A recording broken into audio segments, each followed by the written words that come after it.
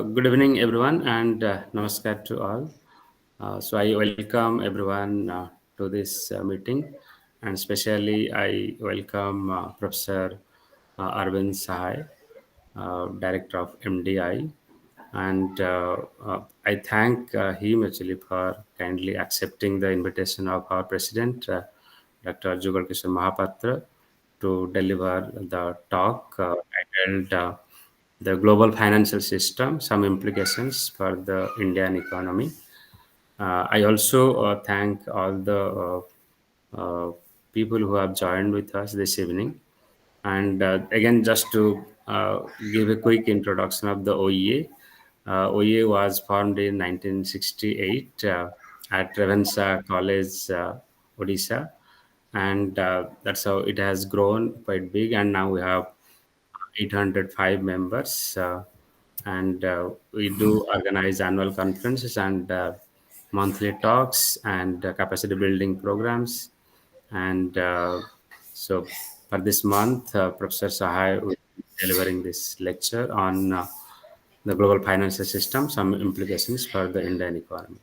So, with this, now I welcome uh, Professor Sahai, but I request the President of Odisha Economic Association, Dr. Jugal Kishore Mahapatra, the former Chief Secretary of Odisha, to preside over this meeting and offer his welcome remarks. And after that, I will formally again introduce Professor Sahai in greater details. Over to Okay. you, sir. Thank you, Amarinda. And first of all, let me welcome Professor Sai and my distinguished friends from the community of Odisha Economic Association for this monthly lecture that we organize. And as Amarinda said, it's very kind of Professor Sai to have agreed to my request. And he will be introduced in greater detail, I can say that I have been associated with him for the past nearly 2 years. We are on the board of one of the companies. He is a fabulous scholar, no doubt. Academic credentials are absolutely enviable. But more than that, he is associated many exciting things. Many of you might not know he was heading the uh, Gold Policy Center in IIM Ahmedabad. He headed the first NSE Behavioral Science Center in IIM Ahmedabad, and he is on the World Gold Council. He's also on the board of a number of very large companies, both in the public and private sector. And his participation in the board, in our board, I know that he absolutely forthright in expressing whatever he strongly feels like. And so, therefore, in the domain of corporate governance, also, he's absolutely a fabulous member to have. So it will be our privilege to listen to him this evening. He will be formally introduced to you by Amarinda, and then we look forward to his very exciting lecture. I'm sure he's an excellent communicator, as you would see when he presents. Thank you so much. Thank you. Amarinda. Thank you, sir. I have the pleasure of introducing Professor Arvind Sahai, the professor and director of MDI Gurgaon. So, Professor Sahai joined MDI as director and professor of marketing and international business in October 2023. Prior to joining the MDI, he served as a faculty at the Indian Institute of Management, Ahmedabad, from 2004 onwards, and at London Business School from 1996 onwards, since he completed his PhD from University of Texas at Austin. His primary areas of interest include marketing strategy, pricing, neuroscience, and consumer behavior, brand management, high-tech marketing, and international trade and investment. And sectorally, he was consulted and done work in pharmaceutical industry, then cement industry, building materials, telecom, broadcast, automotive, IT, FMCG. It's long list actually. And then his corporate experience includes stints as a management trainee in the manufacturing sector, and as a customer service, and then account manager in the financial service industry. He has consulted and done corporate training for more than 50 clients in India and abroad. He has written 34 international peer-reviewed articles, 65 cases, and more than 50 articles for business magazines and newspapers. And Professor Sahai is a recipient of the university-wide Outstanding Dissertation Award from the University of Texas at Austin for his PhD thesis, and the Innovation in Teaching Award at London Business School, of the Devang Mehta Best Teacher Award in Marketing Management, and the UTV Bloomberg Best Marketing Professor in India. He was also nominated to the Thinkers 50 India list by the Institute of Competitiveness, Harvard Business School. He is also the winner of Philip Morris Best Case Award at IIM Ahmedabad.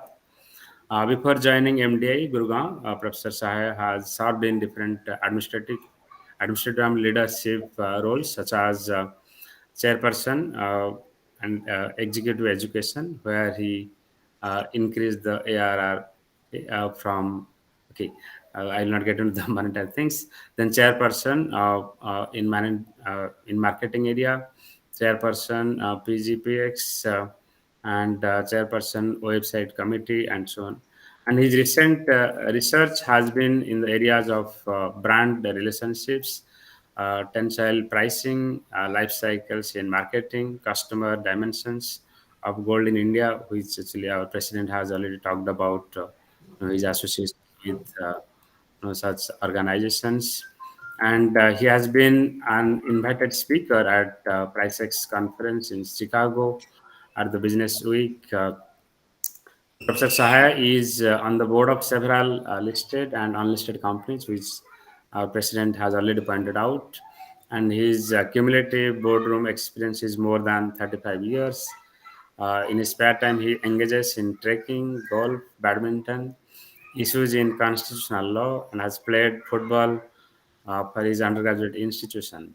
And you can see actually that Professor Sahaya has been really a dynamic person, and in a different field actually you can see his acumen. So with this brief, although his profile is quite long, actually I'm not really going to read everything. So no, we are really fortunate to have you, sir. Now with this, actually, the floor is yours, sir. Thank you, Amarendra. Thank you, Dr. Mahapatra, for inviting me and giving me the opportunity to speak to the Orissa Economic Association. It's a pleasure and a privilege to be able to share my ideas, so I'm grateful for the opportunity. Before I begin, let me kind of share with you why I have some amount of information, knowledge, and experience in this particular area. My PhD was primarily in the area of technology, but my minor was in international economics. And when I was an MBA student at IIM Ahmedabad, I had done courses in economics and also a course of a dissertation equivalent, a small dissertation, master's dissertation equivalent with one of the professors, Rabindra Dholakia, at IIM Ahmedabad. So when I came back to IIM Ahmedabad and he saw me, he recognized me, and he also saw that I had a minor in international economics. So I was gently persuaded in quotes to start teaching international trade and investment. So I taught that course for almost 15 years at IIM Ahmedabad. And during that period, also, I was fortunate enough to get started on the World India Gold Policy Center, which was funded by the World Gold Council. And that teaching of international trade and investment, one particular dimension of it was the global financial system, because the financial system has kind of taken on a life of its own, and it has a fairly large economic impact, fiscal impact, many different kinds of impact. And in the international economy, the role of the international financial system has kind of become disproportionately large. And my work in the Gold Policy Center, and then helping the International Financial Services Center Authority through the center to set up the initial regulatory scaffolding for the India International Bullion Exchange, which is where Dr. Mahapatra sir and I sit on the board. He's the chairman of the board, and I'm one of the members of the board. We have been able to interact, and thank you, sir, for your kind words. So that's the bit of background that I bring to this whole business of the international financial system. So let me kind of put up my deck on the page. I hope that this is visible to everyone. Yes, sir. So this is what I will be looking at today for about 45 minutes to an hour. Most of my time today I will spend on the first part, which is the contours of the global financial system, and maybe the last 5 or 10 minutes, some implications that I think are relevant for the Indian economy. So, what is the global financial system, and what are the component financial flows? So, that's the structure that I have put to the presentation. I will look at the overall system. What are the component financial flows? What are the components of the system itself? How the system works? Look at some financial crisis and the reserve currency status, and why central banks are now accumulating gold really, really fast. And finally, what are the implications for the Indian economy? So let's start with a very basic slide, which is the overall world GDP, about 94 trillion. And that's how it's distributed.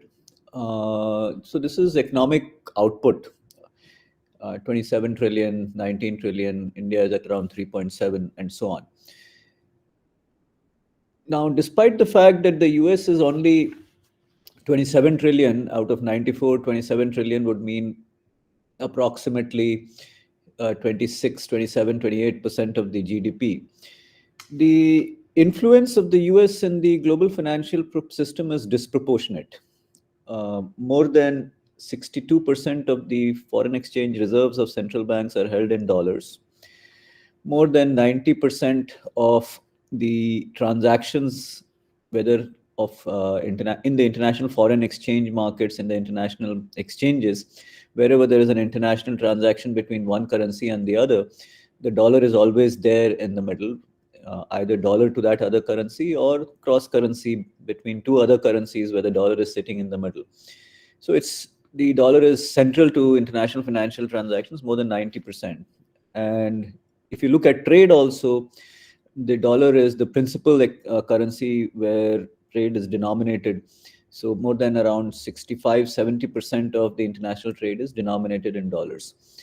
And so despite the fact that the US is only around 26% maybe of the global economy, in the financial system, its influence is way higher, above 50, 60, 70% in the forex markets, foreign exchange markets, close to 90%, where at least one leg of the transaction is based on the dollar. So the dollar is essentially the linchpin of the international financial system, and that has its own implications as we will go forward to see what it means. But more importantly, what I wanted to share with you was this particular slide, which kind of talks about or tries to bring out the idea that when we talk about economics, we normally talk about the goods and services market, and there is a value that we put to the output. So, for example, for 2023, we estimated global output might be around $94 trillion. India's output for this year, GDP, might be around 3.7, $3.6 trillion. And this is based on savings and investment, consumption, the famous C plus I plus G plus NX calculation that we have. The interesting thing is that simultaneously, on the other side, there is this financial system which is, whoops. Can you still see my screen? No. Something has happened. Let me try and bring it up again.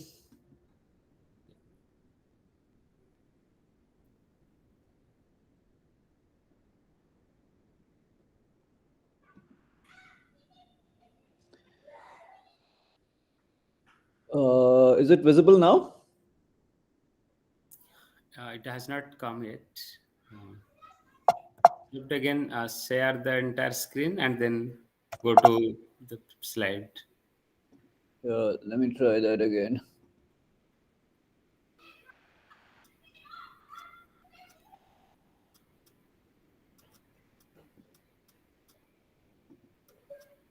Okay, is it visible now? Yes, now it's visible. Yes. So we look at the other side of the output that we are creating, and there's a whole bunch of transactions taking place in the financial markets. The interesting thing is that our GDP is counted at 94 trillion, but the total value of the transactions on this side, just in the financial markets, if you put everything together, FX, derivatives, government bonds, and FX, interest rate swaps or forwards, puts, calls, options of different kinds, CDSs and everything, equity, direct, commercial papers of all the different kinds. The value of the total transactions which are taking place are, as you can see, a couple of orders of magnitude higher, 9,500 trillion almost. And that happens because the denomination, the transactions which are happening in the financial markets are now no longer a function of underlying real world transactions. So if there is a trade transaction, maybe you're having a cover, a hedge on the trade transaction. If there is a trade transaction, you're making a payment in a particular currency and you're converting the currency. So those are directly related to an underlying so-called real world transaction. That's a very small part of the overall value of the transactions which are being conducted in the financial markets.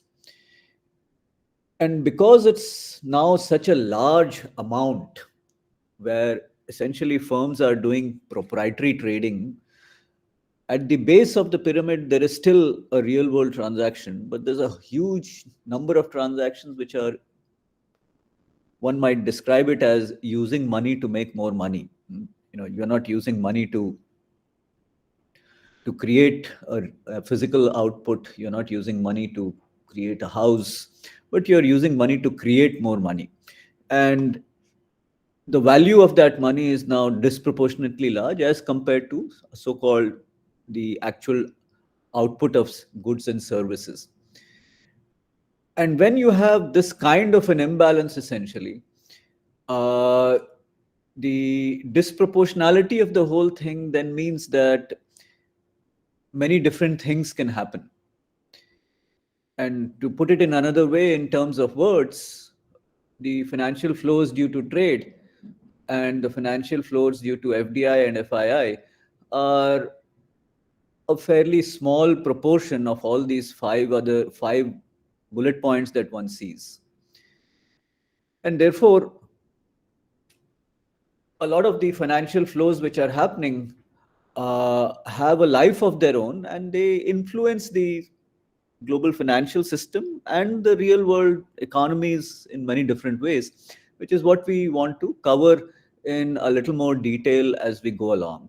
So that was the first key thought that I wanted to kind of share with you, that the value of the financial transactions in these financial markets, international financial markets, is a couple of orders of magnitude higher than what we see as the real, in quotes, GDP that we are accustomed to seeing. And that gives you a sense of the difference in the magnitude. Daily FX trading is at almost 7.5 trillion. You can divide it into spot transactions, outright forwards, swaps, currency swaps, options, and so on. Total investment flows is only annually is only 1.3 trillion. 7.3 trillion per day is almost like 3,000 trillion over the year. Capital flows is only 6 trillion. If you look at assets under management, 110 trillion. And so to kind of bellabore the point a little bit, financial flows due to trade are less than 1% of financial flows due to FX trading and other capital flows. And if I were to put a picture around it, one could argue that in 50 years ago, perhaps, the left picture represented the reality of what was happening fairly accurately, where the so-called financial economy is, it's a small, relatively small thing. Now it's the other way around. It's so much larger, and it has some implications for each one of us, and it impacts each one of us. So therefore, to understand these financial flows and the unbalanced real world, the economy, the global economy, let us spend a little bit of time to understand what are the components of this system. So what I've done is I've divided these components into these three things. Where is the money coming from? What are the pipes and the arenas of fund deployment? And what is the nature of the component that flows? So the first key source of funds, very obviously, the largest source in history are the central banks. And amongst the central banks, the first two that you see listed, the Fed and the European Central Bank, way more than the others. The Fed has expanded its balance sheet from around under 1 trillion to more than 8, 9 trillion at its height. Right now, it's around 6 to 7 trillion. So that's a huge amount of money that has been pumped into the system. The European Central Bank also has expanded its balance sheet, not as much as the Fed, but it is also close to around 3 trillion. And then you have the Japan Central Bank, the People's Bank of China, Reserve Bank of India, Bank of England, and some other central banks, which have also increased the amount of money in supply in the international financial markets. The RBI, by comparison, has been very, very circumspect. Has not really released much money, even during COVID, compared to the rest of the world. The amount of money that RBI released into the system was fairly limited. And in any case, our currency is not freely exchangeable. It is, we don't have a capital convertibility yet. So in that sense, RBI's source of funds is limited to within the boundaries of wherever the rupee operates, which is for all practical purposes India. So that is changing now. So when you have that much more money released into the system, that money has to go somewhere, and it finds its way into the wholesale markets. Some of it reaches the retail markets. In the wholesale markets, you could argue that some of this bank money is sitting with banks. Some find its way into pension funds. Then you also have the sovereign wealth. Sorry about the spelling error. You have the sovereign wealth funds. You have corporate treasuries, which are now large companies like Reliance and Aditya Birla Group, and also large multinationals, Western multinationals like BMW and Ford. Their corporate treasuries are also huge sources of funds which are deployed in these international finance. Then you have these offshore and onshore financial centers: London, New York, Shanghai, Tokyo. The gift city in Gandhinagar is intended to be one of these onshore financial centers, which are floating in cash of many different types. Um, London is the largest euro dollar market, dollar which is sitting outside the United States. And you have some offshore markets like the so-called tax havens. Incidentally, Britain is one of the largest tax havens. All these other centers that they have, the legacy of the empire, Jersey, Cayman Islands, Gibraltar, these are actually large offshore financial centers where a lot of the money, unaccounted money and some accounted money also sits. So these are the different sources of funds, and each one of these has expanded tremendously over the last 25 years. If you go back to mid 1990s, the amount of money that was floating across these three was probably 1/10 of what it is just now. And if you go back further in time to 1973, so 50 years ago, there was hardly anything, because the FX markets and the international financial markets that we know as we know it today did not really exist at that point in time. And almost all the international financial flows were directly correlated with underlying real world transactions, trade transactions, actual capital flows for creating new physical facilities, and so on. So, in a sense, the sources of funds have become more, the value and the sheer quantity and scale of money that is available is now a couple of orders of magnitude higher. And these are now deployed in many different ways. So the two types of the ways are, one is how does this money flow? So money flows is through official pipes. Uh, Swift is one such official pipe through which, if you're having trade flows, or if you're settling some transactions between London and Paris or London and Delhi, the money technically flows through this pipe, which is called the Society for Worldwide International Financial Transactions, SWIFT, which is headquartered in Belgium, but it is controlled by the US. Our own UPI, for example, is another pipe, and now slowly the UPI is extending its reach into locations outside India. So now one can do transactions in rupee with selected people in Singapore, in Dubai, and a few other countries. And of course, the third pipe for the flow of money is the dark net. For those of us who have the technical capability, we can actually send money, especially encrypted non-fiat money like Bitcoin and Ethereum, through the dark net. So those are the three pipes through which money flows digitally now. There is a fourth pipe that I have not put up there, which is our very interesting desi version of the Hawala transactions, where people sit on actual physical money in Dubai and or in parts of India, and the money gets transferred through human couriers, or there is a cash pile sitting on either end, and you pay the person at one end and you get the equivalent at the other end. So these are the pipes for the flows of money. But by far the largest place of deployment, arenas of deployment, are the financial exchanges, which is where all these transactions take place.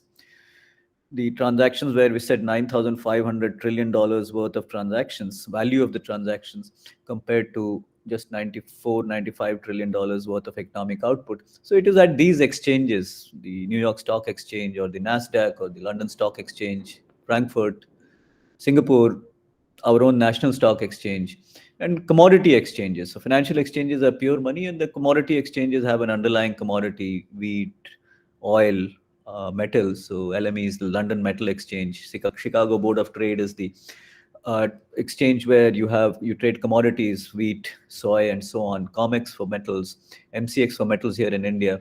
India International Bullion Exchange that I'm associated with is in Gift City for gold and now silver as well. Shanghai Gold Exchange, which is a spot exchange based out, and futures exchange based in Shanghai in China, that does also a huge amount of trading in gold.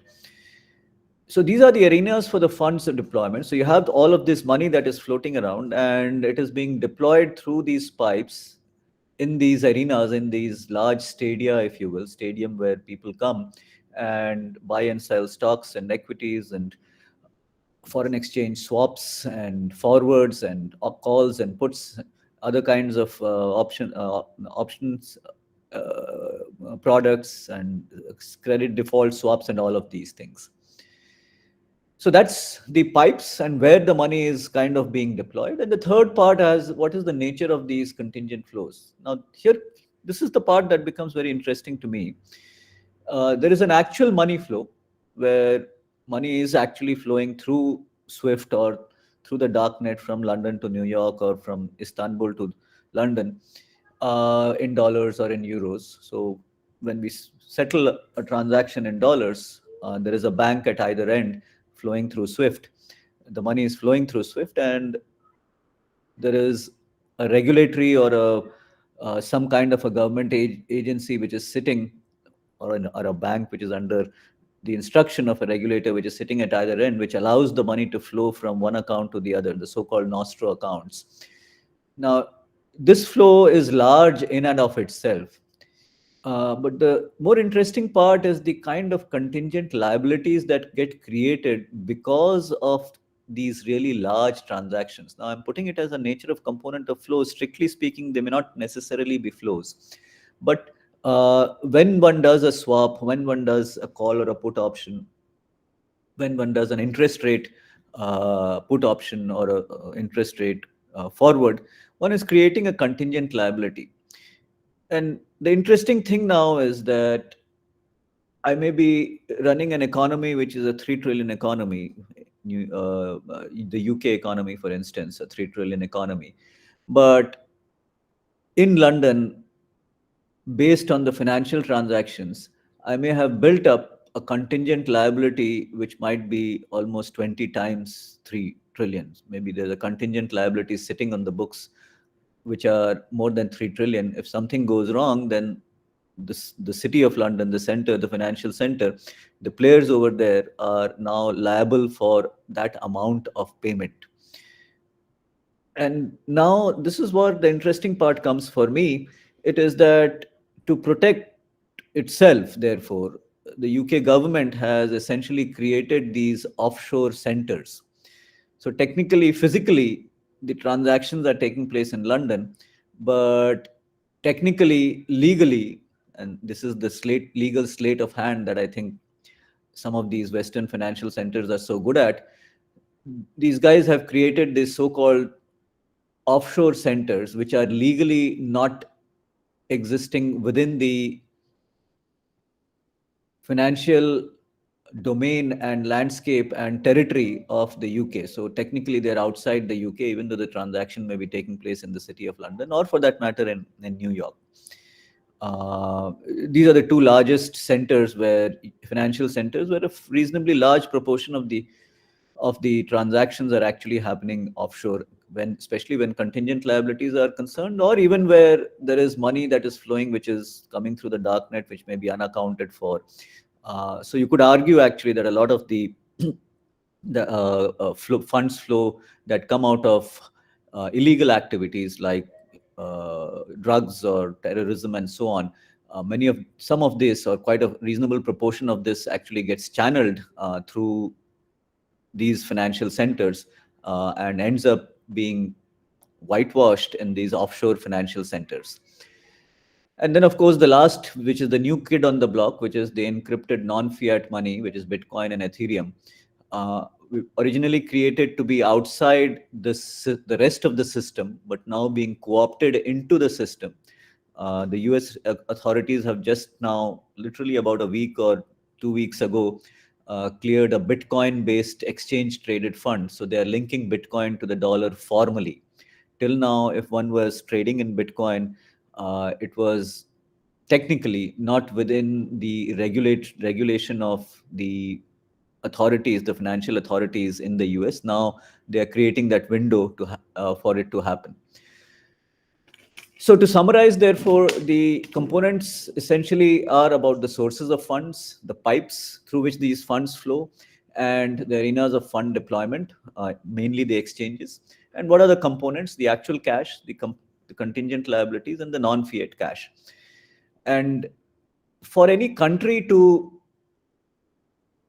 get influence on the global scale, it is important to be a reasonably large player in each one of these three areas. One needs to become a large enough source of fund. One needs to have pipes that one has control over. The SWIFT pipe is controlled by the US and UK primarily. And one needs to have component of that flow in each one of these three at some scale. So I started the presentation by kind of making the statement that the US has a GDP of around $26 trillion, but it literally controls the flow of money across international flow of money at the level of 50% plus, up to 90% in some transactions, especially foreign exchange transactions. 62% of foreign exchange reserves of other countries are held in US dollars. So moving on, therefore, from here, if I look at the domestic financial markets, our domestic financial markets are kind of organized like this. So you have the money markets, you have the capital markets, stock markets, money lenders, government bonds, corporate bonds, and so on. So fairly standard organization, which is within the country. The way this financial market interacts with the international markets is under the regulation and a sharp eye of our central bank, the Reserve Bank. Because our currency is not convertible, there is a fairly strong oversight that Reserve Bank has. And while officially the Reserve Bank will never say that they are managing the exchange rate, part of the remit of the Reserve Bank, which is to keep inflation within plus minus 2% 5% or 4%, requires it to ensure that the variation in the exchange rate is not too high. Because if the exchange rate varies too much, then we have problems on inflation on either side, depending on which side the exchange rate is varying.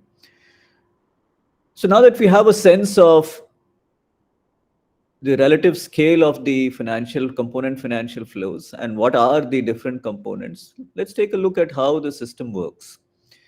Essentially, for those of us who have worked in the financial sector, we know that the whole idea of the financial sector is leverage. Uh, a manufacturing sector company might work on a debt equity ratio of 2 is to 1 or 3 is to 1, or large scale power firms might work at 4 is to 1. But a typical bank or a financial service firms, technically they may have a debt equity of 2 is to 1, 3 is to 1, 4 is to 1. But in reality, because they are sitting on deposits, the amount of money that they are recycling into the system might be a much larger multiple, 10 times, 15 times, sometimes 100 times. Some hedge funds go up to 100 times. LTCM, for example, which very famously collapsed in 1998, had a leverage ratio of 98. And so you have a financial firm architecture that over a period of time has become more leveraged. And again, the leader in this drive towards financialization has always been the United States of America. Beginning from the mid 50s to the early 60s, they have moved away from a banking system which is based primarily on formal depository based banking to non bank based financial institutions, hedge funds, PE funds, venture capital funds, then all of these mutual funds, money market funds, which are taking money from people, not necessarily keeping it in the banking system, which is relatively safer. Even banking system at the end of the day is kind of a, I mean, the money multiplier makes it a kind of a pyramid scheme, but at least it's a lot safer than what it is otherwise would have been. And so, as you can see, the financial systems are always a lot more leveraged. And so, when you are a lot more leveraged and you are using the money to do transactions on your own account, then you end up creating instability within the country and globally. And in the US and the UK, if you go back to 2007, almost 18% of the GDP was contributed by the financial sector. That's extremely large. And in 2023, the proportion in the US is back almost there to that level. This time, thankfully, because the economy is much larger and the so-called suspect loans are a little less, hopefully we will not have a similar financial challenge or an economic challenge like we ended up having in 2007-8. But there are other factors now which have also come into play, which were not there back in 2007-8. The second one, of course, is that we are dependent on a shaky foundation. There is a fundamental incompatibility between central governments and central banks and governments on one side, and financial markets on the other side. The remit of the central banker is to ensure stability. The remit of a financial market trader, investment bankers who run these trading floors, is actually to benefit from instability in the financial markets. They make money when there is volatility on the financial markets. And so, therefore, we have literally created a global financial system which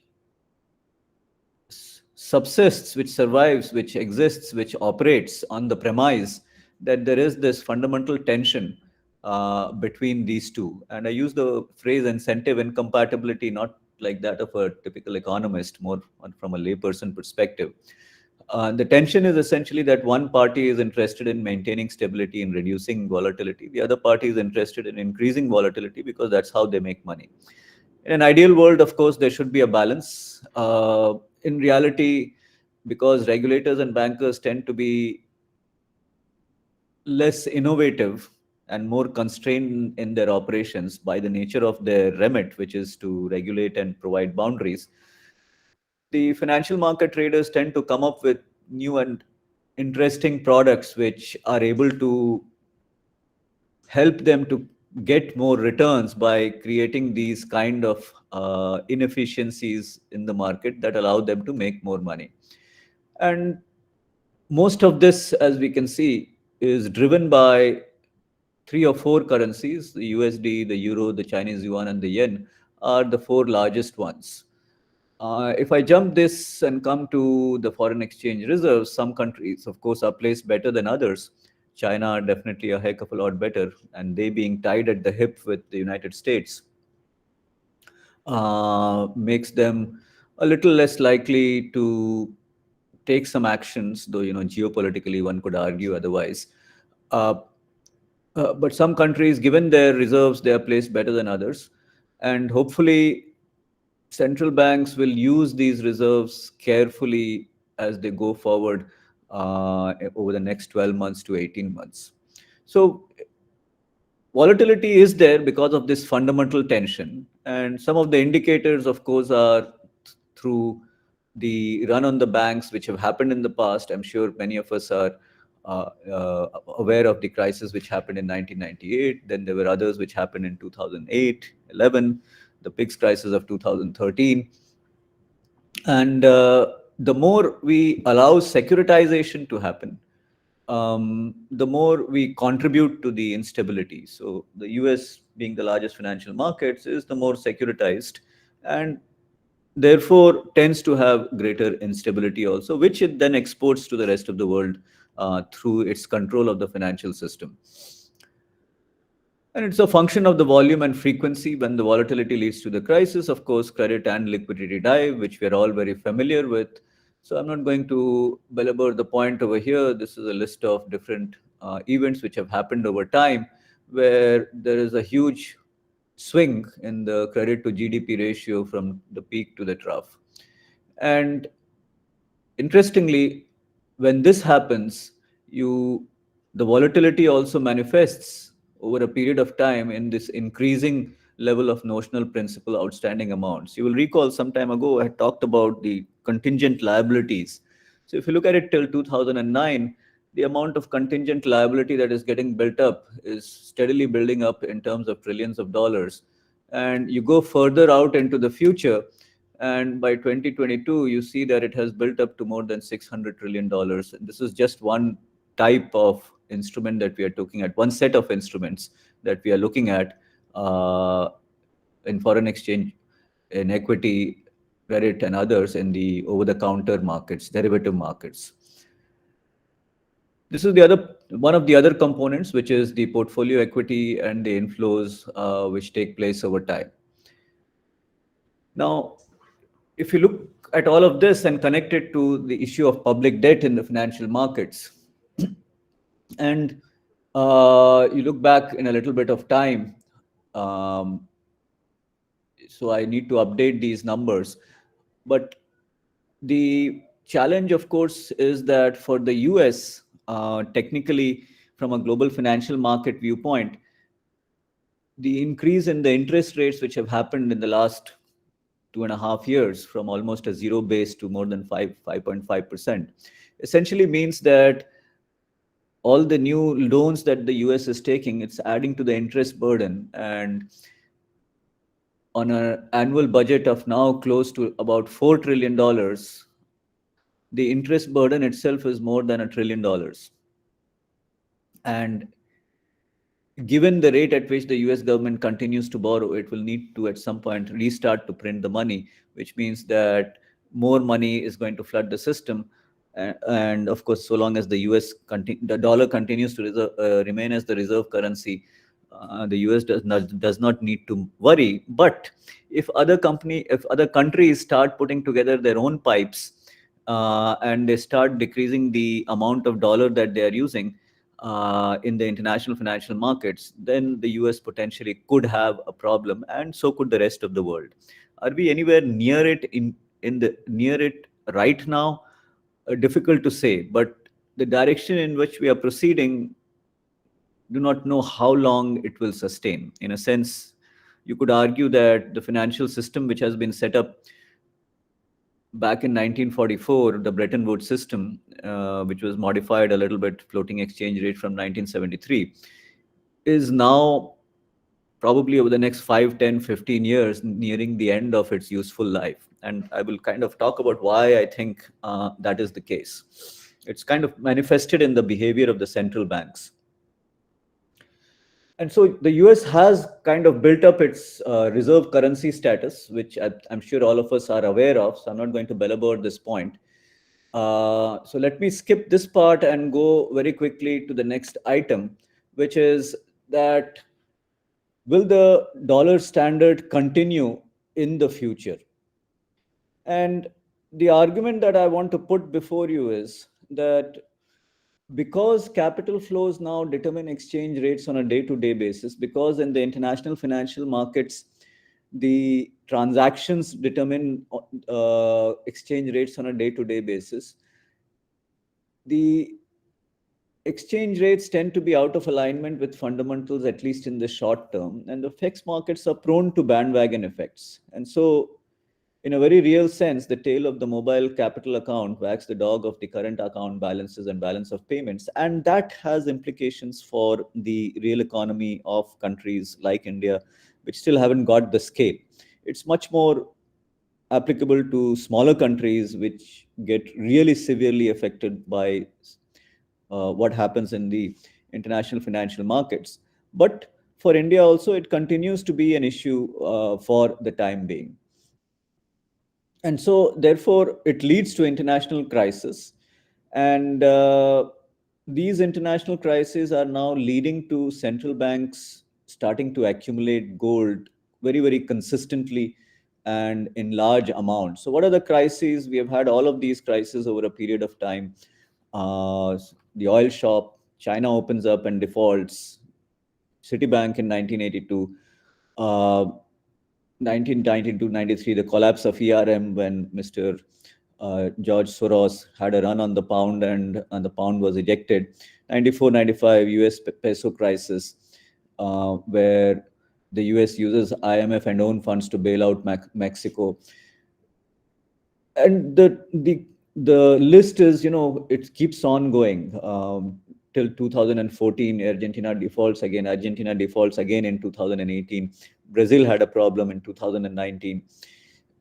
And all of these are directly or indirectly related to the instability of this international financial system that we've been talking about. And the argument that the international financial system as it is set up just now is actually set up to be dynamically unstable or stable. It's almost like an aeroplane which is flying by a fly-by-wire system where a computer is controlling the stability of the plane, because the plane is inherently unstable and will crash out of the sky if the computer doesn't keep adjusting the flaps and the ailerons on the wings, because that is what keeps it stable up in the air. And the flaps and the ailerons are the equivalent of central bank policies and how they regulate the flow of these international financial market money in these international financial markets and the transactions and the contingent liability buildup. So in all of these financial crises which happened, all of the countries till 2018 had some sort of a dollar peg that was a target of attack. So normally the central bank would set a formal peg. In that sense, I think the RBI has been a really wise central bank. They've never set a formal dollar peg or a target that this is the target that we have to keep the rupee at 83 rupees to a dollar or at 84 rupees to a dollar. But they've always kept it vague in suitably vague terms. But if you track how the rupee behaves, it is difficult not to come to the conclusion that RBI does have an implicit target, will never admit to having a formal target. And of course, the mismatch in the maturity of the loans that they've taken from international investors, short to medium term, and what local institutions had lent internally, long term. So Thailand, Korea, Mexico, all of these was there. Weak internal financial systems, and IMF imposed structural adjustments that did not fit with domestic requirements. So we have to keep in mind that IMF, for a very long time, did not really understand that economies in developing countries were different from developed economies, and to have those kind of structural adjustments imposed on those economies was actually really bad for those economies. Sadly, some of our countries in this area of the world, in this region of the world, are going through these structural adjustments again. I hope that this time IMF plays a better role in coming out. Now, the issue, of course, is that because of this instabilities, now countries are beginning to say, okay, can we depend on the dollar? And with the rise of China, the argument also that will it become a reserve currency? The jury is out, but the general consensus is that the yuan is unlikely to become the global currency because you cannot establish a, or let me rephrase that. Till date, nobody has been able to establish as a global currency or a reserve currency by fiat. It has always been both a bottom-up approach where more and more people have adopted a currency for transactions. International financial centers have adopted a currency for transaction. And different parties have had done their transactions using that currency because they felt that there was an advantage in using that currency. Of course, China is using different ways to push the yuan, but the jury is still out. It is part of the IMF basket. It is more growing more. But if you look at the level of particular currencies in the reserves basket of different central banks, the yuan is still a very small proportion, and it's not really rising as much as it should. The main challenge is the weaponization of the dollar. When the United States tries to prevent other countries from exporting or importing and being able to use their dollars or get paid in dollars, then other countries are going to start feeling that, okay, owning dollars is a problem. And that then leads them to start moving away from the dollar, which then in turn leads them to start accumulating gold that we will look at. But it also leads to problems on the international financial system, which are based on the dollar. We said earlier that 90% of FX transactions, 62% of reserves of the central banks, more than 60 to 80% of trade transactions are all denominated in dollar. So as countries start moving away from the dollar, and that trend is visible, not as strong as it could be, but definitely visible, then you're going to reach a system where the international financial system as it is set up will become less robust, will be able to move money less. And you could argue, therefore, that it should actually lead to less volatility because traders are no longer able to do transactions in the way that they are used to using the dollar, because there are not enough people now who are willing and able to use dollars in the transactions, at least on one leg of the transaction. And therefore, that should be good for countries like India, which are able to expand their scale of operations of their own currency, rupee, which the government is giving every evidence that it is trying to by extending the reach of UPI to Singapore, to Dubai, to some other select locations for select set of people. And from a reserve bank, from a central bank perspective, for our bank and for many other banks now, in order to anticipate and prepare for the eventuality where the dollar is no longer as influential in either doing the international financial transactions or in trade transactions, what these guys are doing is they have started accumulating gold. So if you look at gold between 1984 and 2010, most central banks were selling gold because the conventional wisdom was that the age of gold is over, that I have a stable international financial system. It has a tension between the role of the government and the central banks on one side and traders on the other side, but it works and one doesn't need gold. So everyone was selling gold. But after 2008-9, when people kind of came to the realization that actually the United States, which is the bedrock of the international financial system, was not just being profligate, but actually blind to how its acts were causing a problem for the rest of the world, that its lack of discipline within its own financial system was causing a problem for the international financial system, and through that for the rest of the world. Central banks turned around and started accumulating gold. And as you can see, between 2010 and 2022, central banks in emerging markets have added 6,800 tons of gold. And right now, out of the 200,000 tons plus of gold that has ever been mined, almost 35,000 tons are sitting with central banks. Our own Reserve Bank has increased its gold holdings from around 500 tons to more than 740 tons right now, I think.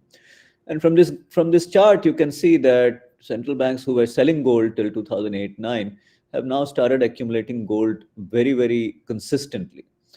And in 2022, central banks accumulated 1,200 tons of gold. In 2023, central banks accumulated another 1,100 tons of gold. The annual production of gold is around 3,500 tons, and central banks are accumulating one third of the annual production of gold now. Because of the geopolitical instability, because of the lack of confidence in the dollar, Russia, India, China, Turkey, Germany, Italy, Japan, all of these central banks are accumulating gold. And therefore, if this trend continues, and I see no reason why it should not, one of the automatic implications is that the use of the dollar in the larger financial centers will start to decrease, whether it is for trade, whether it is as one leg of a financial transaction.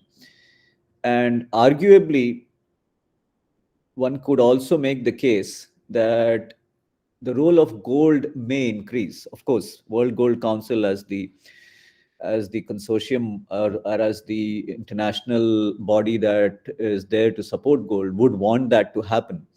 But behaviorally, given that people around the world still have an affinity for gold, and definitely in China and India and Turkey and Japan, in Asian societies for sure, the affinity for gold is still very high. There is a good possibility, even probability, that this trend is going to continue.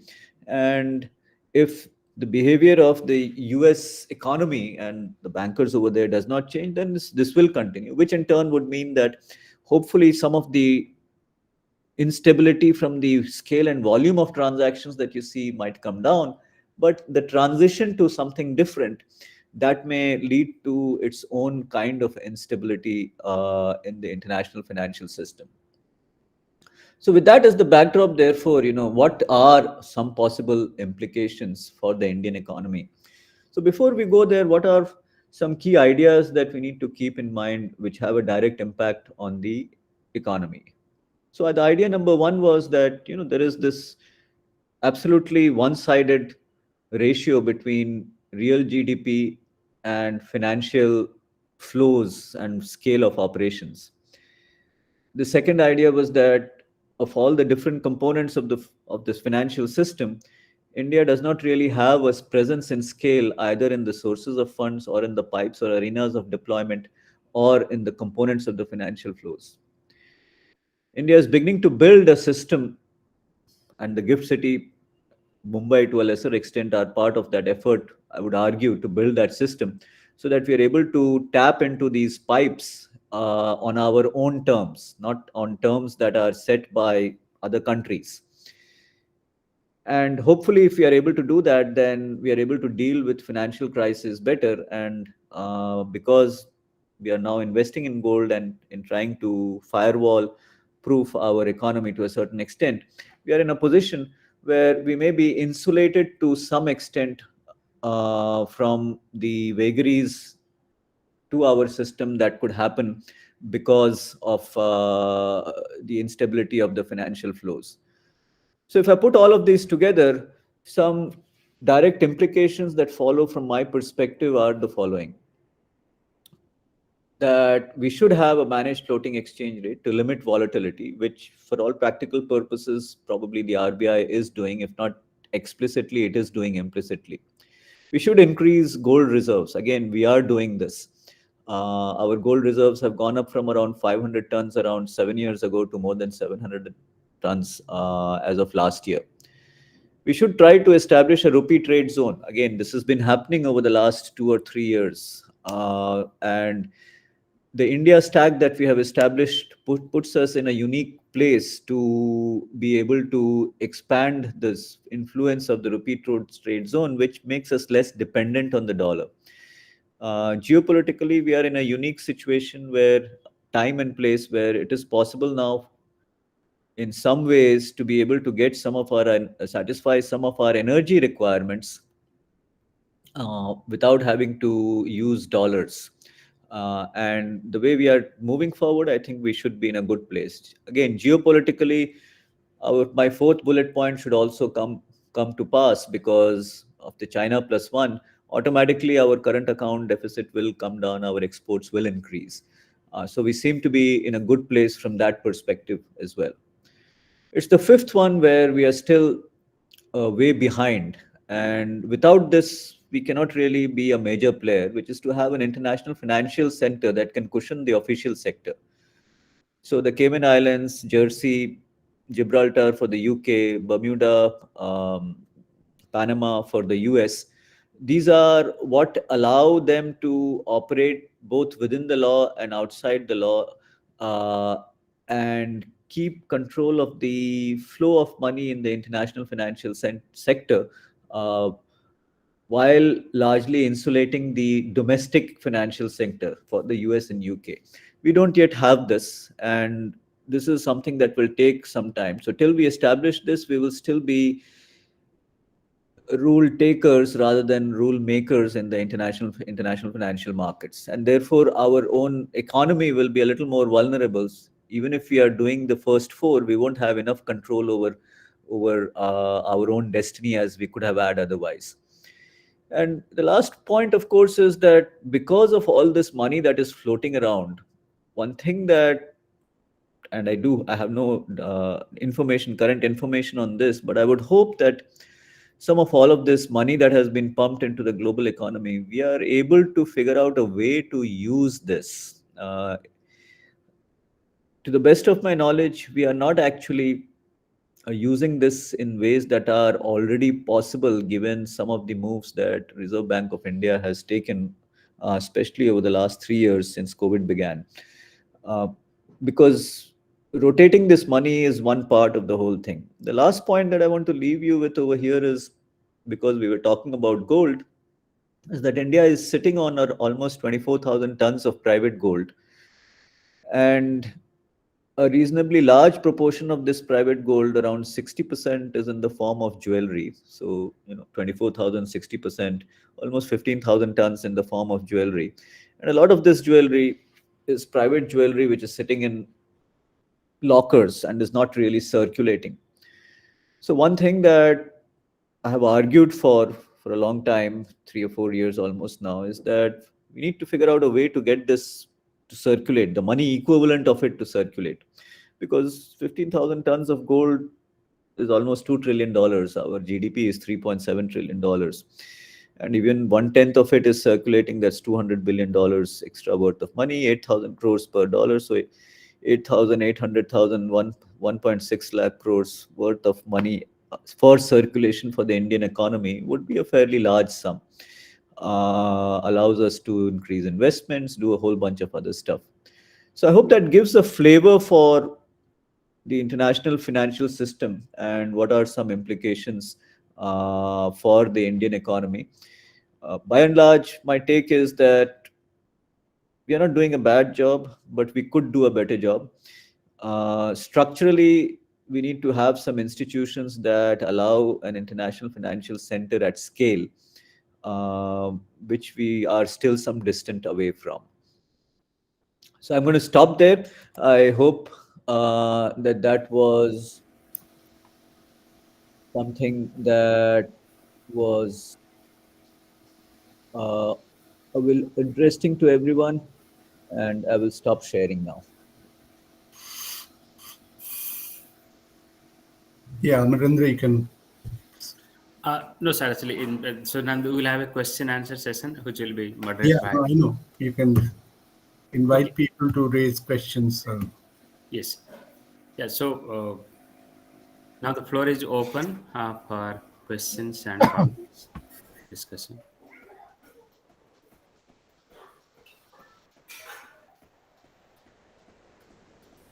Yes, Manoj sir. Yeah, yeah. Thank you, Professor Sahai, for a very interesting lecture linking both the real side as well as the financial side. So many of us who study the traditional economics, actually, it is very insightful. Uh, my question basically is, since we are telling about financial crisis, and it has so many of them have occurred, can we have some kind of early indicators of the of an emerging financial crisis, and what do we do? You have indicated, of course, some of them, mm, but at least the early warning, if we have, you know, So, domestically, I think I'm very proud to say that in my read, our central bank actually is one of the better ones at having and tracking these early indicators. So, for example, uh, 3 years ago in the fintech sector, something started becoming popular, which was called BNPL, Buy Now, Pay Later. And the financial fintech companies got all excited about it and they wanted to build it at scale. Now, buy now, pay later is nothing but a loan without collateral. And RBI very quickly caught on and they set some limits to how much you could lend on this. So, one clear indicator is what is the proportion of your loans that is going out without collateral to a particular sector. The entire 2008-9 crisis, the subprime crisis, was because the Fed allowed and the two guarantee companies of the United States allowed banks to do subprime mortgages without which the RBI does not allow. So I think we have got a good regulator, and thank God for that. I remember very clearly some years ago, actually during the time of and immediately after the subprime crisis, when Dr. Y.V. Reddy was the governor of the Reserve Bank. There's a gentleman called Mark Mobius, so-called very famous international investor. He was on Indian TV loudly proclaiming that the RBI governor is a moron because he does not allow convertibility and free trade and all of this kind of stuff. But Dr. Reddy and the team over there were wise enough to understand this grandstanding of these international financial traders, whose main thing is to make money from instability. They don't care if a country goes down the tube because of that instability, right? So my sense is that we are on the right track. One is definitely loans without collateral. The other is the kind of contingent liability that you build up. Credit default swaps, for example. CDSs are an indicator of the credit default swaps that you build up. Sorry, the contingent liability that you build up. Now, contingent liabilities beyond a certain level become dangerous for the financial system. Again, thankfully, within our system, the amount of contingent liability that can get built up is limited. We still don't allow short selling. Short selling has been allowed now, but short selling is not allowed above a certain limit for certain kinds of transactions. So that limits the contingent liability for us. Now, having said all of that, as we grow and as we financialize a little bit more, and that is inevitable, the challenge for us as a country is going to be how to keep that balancing act alive, because too much control will cause problems, but too little control will also cause its own set of problems. Now, where that balance point is really an empirical question for which I'm not sure I have a good answer. Okay, thank you so much. Nirmal sir, yes, you can unmute sir, Nirmal sir. Uh, I must thank Professor Sai. Uh, but from your lecture, I understand it like this. Volatility is not a problem, but lack of control on volatility is a problem.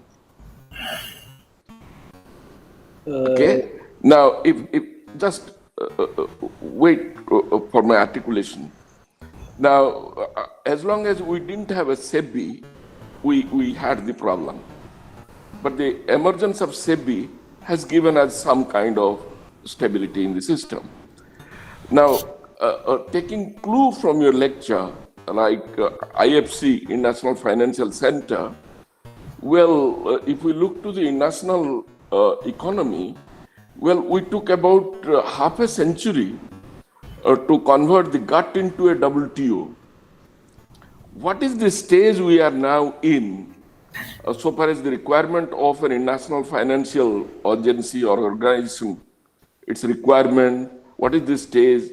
Have we started some institutionalization at the international level for leadership and control, so that maybe someday we will have another institution in addition to the Bretton Woods system and WTO, plus a fourth one to really control and give leadership to the financial volatility and the kind of problem that you speculate.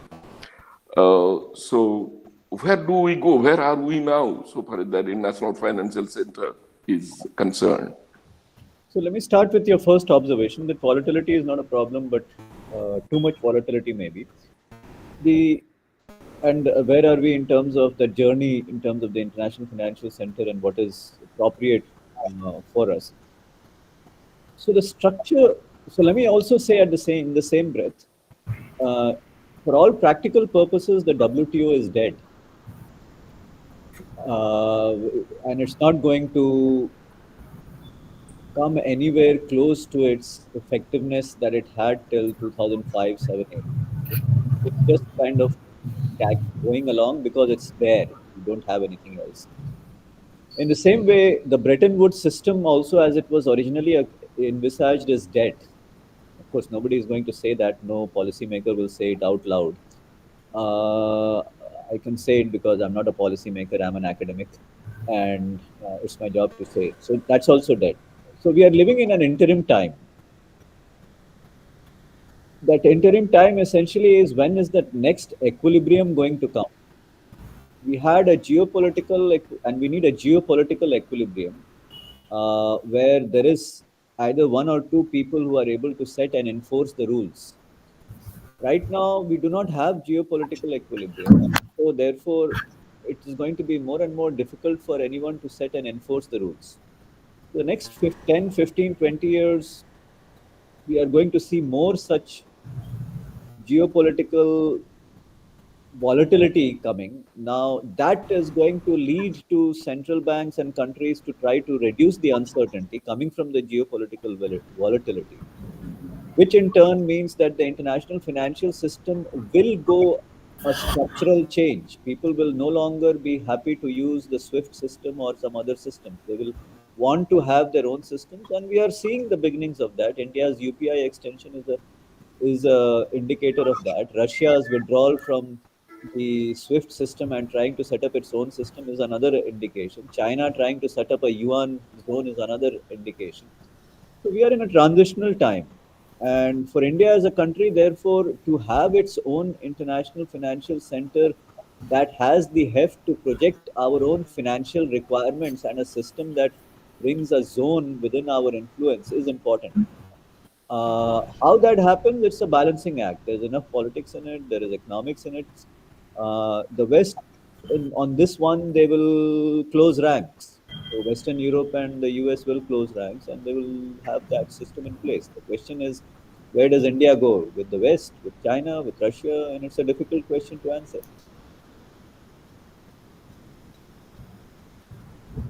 Okay, thank you so much, sir. Now there are a lot of raised hands, so we'll go by the order. Professor Barendra Kumar Bhoi, sir, you can unmute and ask.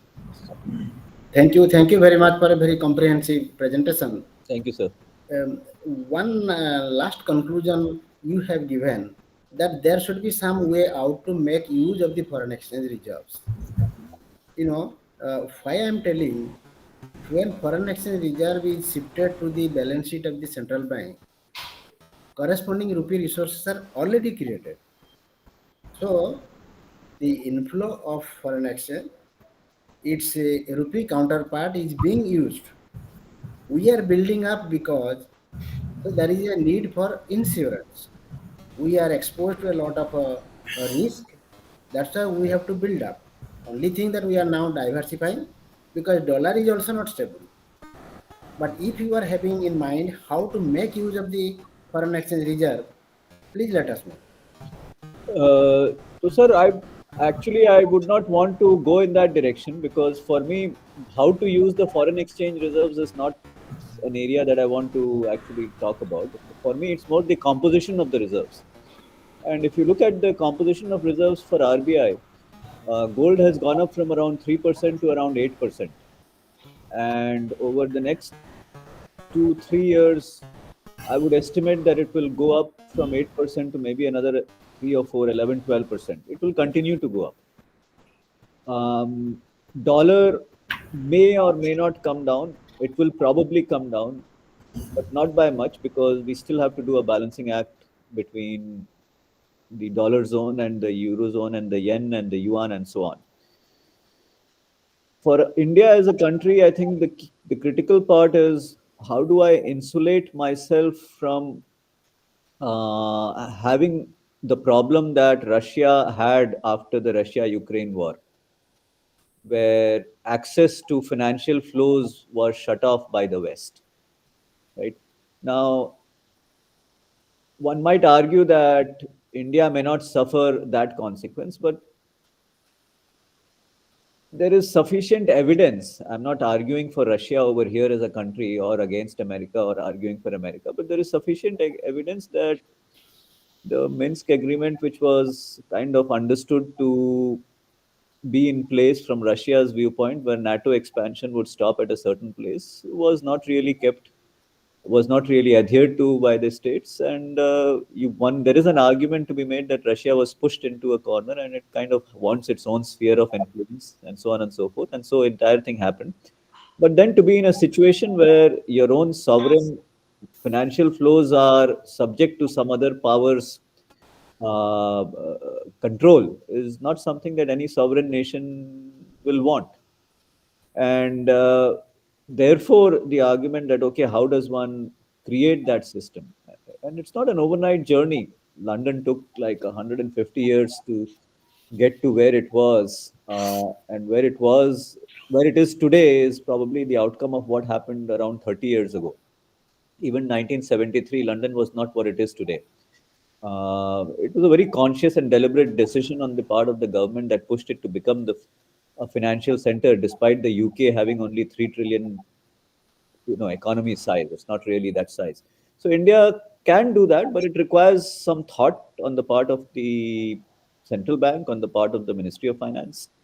Um, there, from my perspective, from the limited knowledge that I have, I do see some elements of that thinking. Uh, is it far enough? I would argue probably not.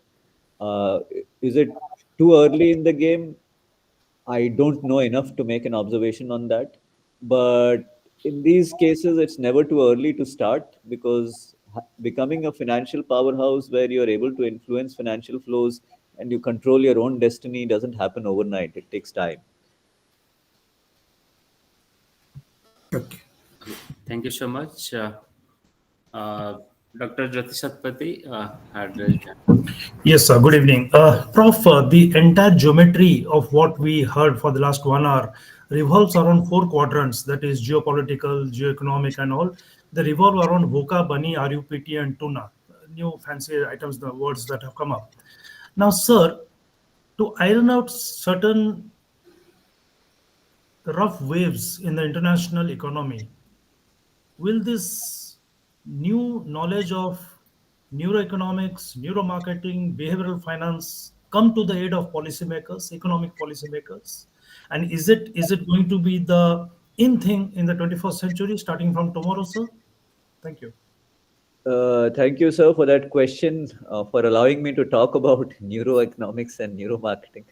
Uh, so, at the end of the day, financial markets, financial flows are also a function of human behavior and herd behavior. So, from that perspective, to the extent I can measure and influence human behavior and herd behavior, neuro tools, neuroeconomics, neuromarketing, behavioral finance would have something to say for sure.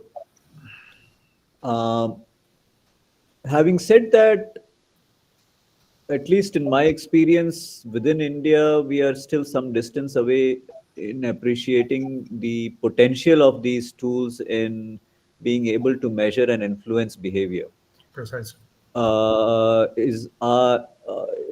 other financial centers like London or New York much more advanced on that dimension? I would say they're probably a little more advanced than we are over here in India, but the financial centers over there also have not actually utilized these as much as they could have, given their relatively higher access to these kinds of tools and approaches. And some of the uh, some of the decisions which have happened over the last 5-10 years probably would not have happened in London and in New York and in Paris and and Frankfurt and Rome if these tools had been used more. So the potential is there, uh, but my sense is that there is a lack of critical mass of people who are trained in and have the skill set to actually apply these tools in these markets. So the center that I had in Ahmedabad, which was actually funded by NSC, the NSC Center for Behavioral Science, um, the chief economist of NSC himself was trying to learn and understand what the potential of these tools was for financial markets. So when that is the case for the leading stock exchange in this part of the world, which is the third or the second largest in terms of number of transactions, then you can imagine what the situation would be for the larger financial system over here in India. And equally well, as a finance person, somebody sitting in London or New York also may not be that different. Thank you. Thank you, Prof. Okay. The next one is by Let's have the last one because we'll log off for later. I think let's have the last question. yeah, Dr. Sarath Kumar Malik.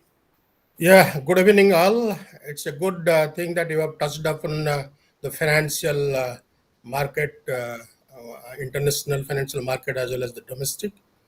And the point you argued is that you see the contingent liability for any nation will be a challenge for that nation. But the offshore centers will take care of that, whether in case of USA, UK, and others.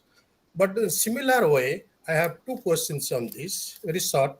One is that what is the any estimation you have about the contingent liability for India? That is one. And the second point, we have one offshore upon that IFSCA, whether it will take care of these challenges or reduce this, or do we need to have more offshore centers like IFSA in other parts, like one is in Gandhinagar at present? Do you think that we should have more in the country? Your observations, please.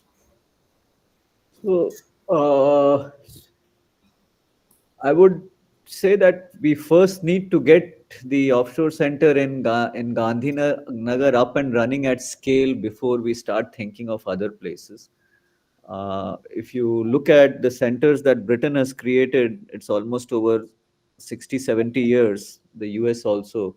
I'm not saying that we should take 60, 70 years, but this one has started around, for all practical purposes, around 3 years ago when the regulator was established. And so, therefore, uh, my sense is that at least another 3, 4, 5 years before it stabilizes and starts getting that kind of scale. After which, one would need to take a call on what one needs to do to leverage the presence of this one center in other places.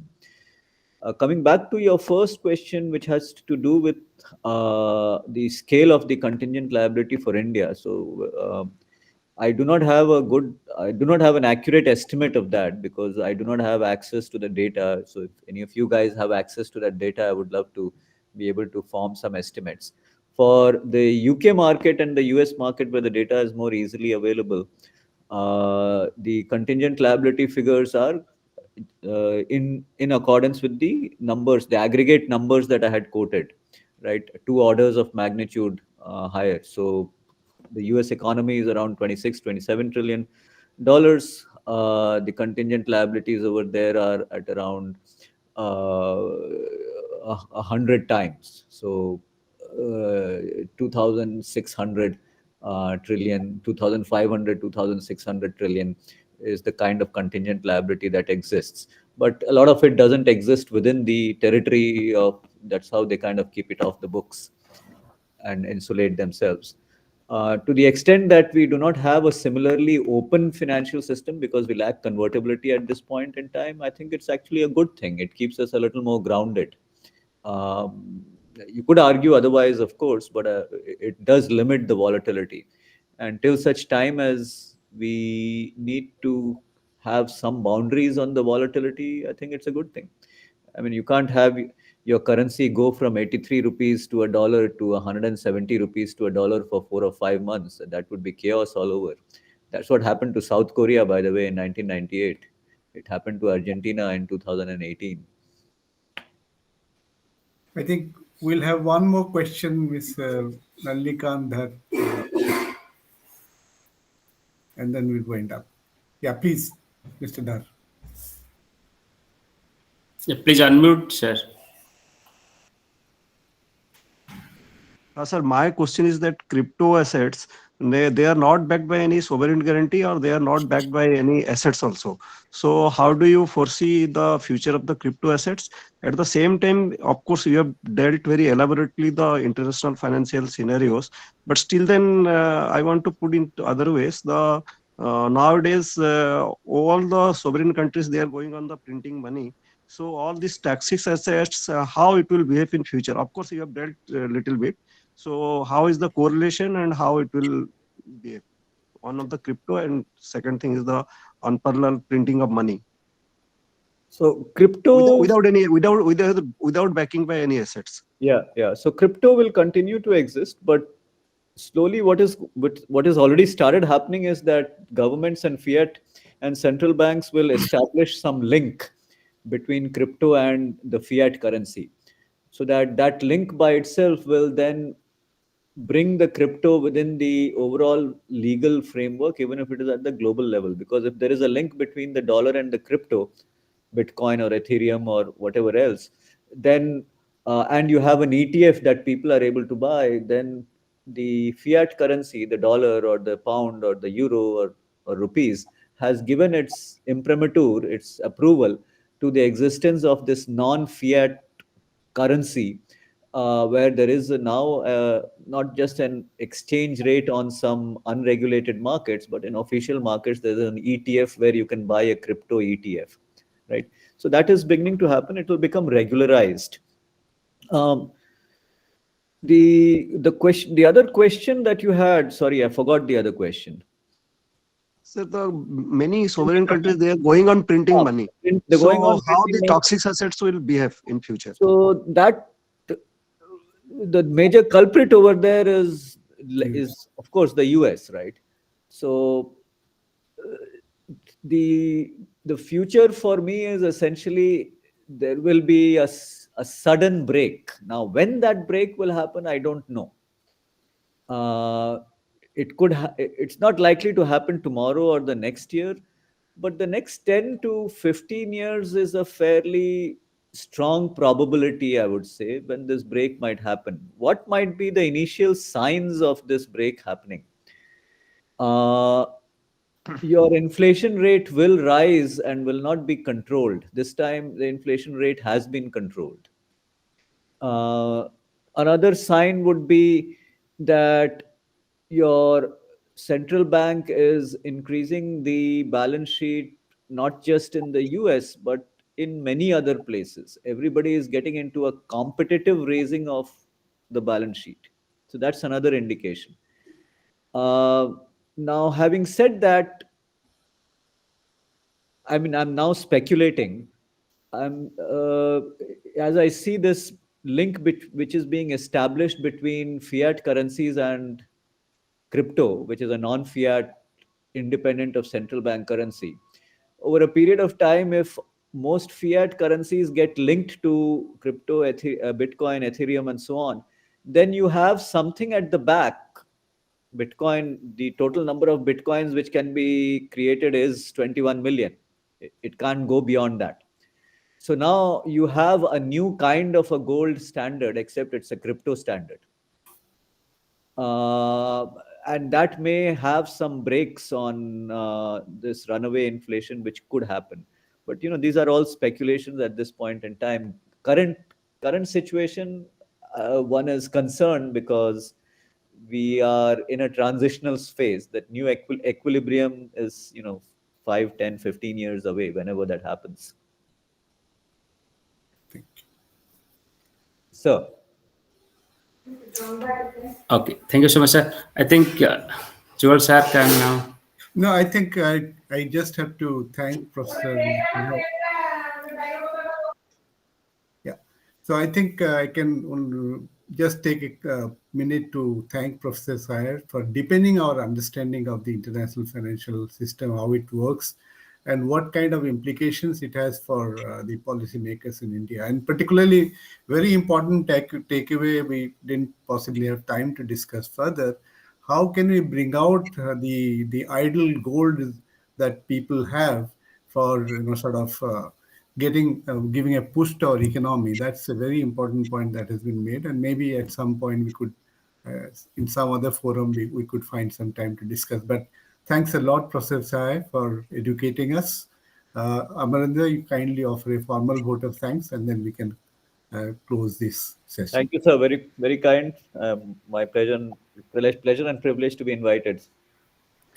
Okay, Amarendra? yeah, thank you very much, sir. In fact, when I was introducing you to the audience, I was telling that audience that he has already received the Best Teacher Award, and I was thinking actually that this lecture was perfect actually, lecture, and where there is utmost clarity in everything, and of course it has generated a lot of discussion, and I'm sure many people were still thinking to ask a lot of questions, but we had a time constraint. So uh, we got a very clear understanding of the international financial system, and of course in the time of uncertainty, the issue also remains uncertain as to what will be the future architecture. So thank you so much, sir, for educating us about the international finance system. Because very few people, I think, teach the way actually you did so. So thank you, Professor Sahab, for giving your time and knowledge to us. And I thank the President of Odisha Economic Association for establishing this connect with you and getting you here for the OEA members. And thank you all the senior members and all the life members of OE and others who could join with us, and particularly the people who asked a lot of questions so that the discussion remained vibrant. Thank you so much. Thank you so much.